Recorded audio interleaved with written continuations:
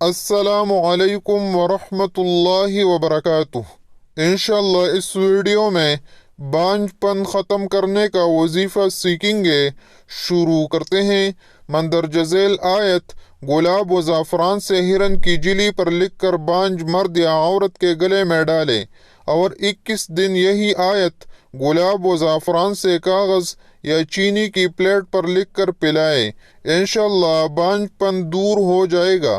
وہ آیت یہ ہے: وَلَوْ أَنَّ قُرْآنًا سُيِّرَتْ بِهِ الْجِبَالُ أَوْ قُطِّعَتْ بِهِ الْأَرْضُ أَوْ كُلِّمَ بِهِ الْمَوْتَى بَل لِلَّهِ الْأَمْرُ جَمِيعًا۔